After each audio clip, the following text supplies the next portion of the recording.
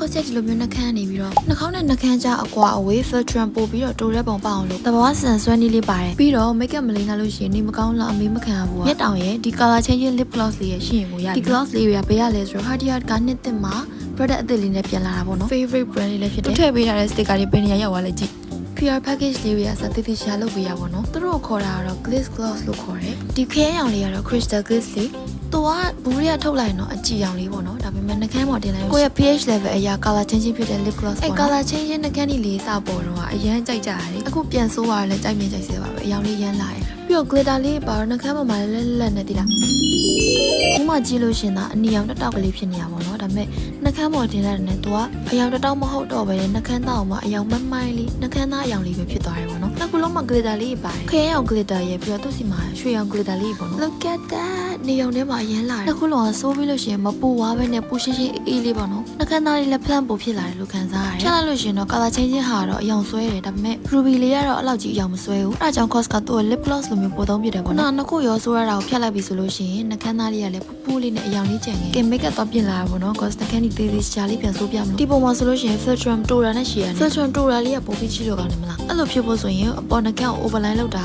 solution ပဲပေါ့နော်အဲ့ကြောင့် cos ကတစ်အရောင်ဆွဲတဲ့ color changing ကိုသုံးပြီးတော့ overline လေးအရင်လုပ်ပေးလိုက်တယ်ဒါသူ့တစ်မျိုးရဲဆိုးတာပေါ့နော်သူ့တစ်မျိုးရဲဆိုးရင်ကိုလှနေပြီအပေါ်နှာခမ်းကို shape ပေါ်ဖို့အတွက် cos ကမျက်ခုံးမွေးဆွဲတာကိုသုံးပြီးတော့ overline ဖွားဖွားလေးဆွဲပြီးတော့လက်လေးနဲ့ blend လိုက်တယ်ကြွကြွလေးဖြစ်အောင်ပေါ့နော်ပြီးတော့မှဒီရောင်ကိုပဲနောက်ထပ်ဆိုးတာပြီးရင် ruby လေးကိုယူပြီးတော့အောက်နှာခမ်းရဲ့အလယ်တက်မှာနည်းနည်းဆိုးတယ်ပြီးတော့အပေါ်နှာခမ်းရဲ့အလယ်နေရာလေးကိုလည်းအရောင်လေးထည့်အောင်ထည့်လိုက်တယ်အဲ့ဆိုသူကလည်းသူ shape လေးပေါ်ပြီးတော့လှလှလေးကြွကြွလေးဖြစ်သွားပြီပေါ့နော် vlog ထဲမှာလှုပ်ရှင်နိုင်လည်းလှုပ်ပြပြီးပြီဆိုတော့ okay bye bye ကြည့်ပြီးကြတယ်ကျေးဇူးတင်ပါတယ်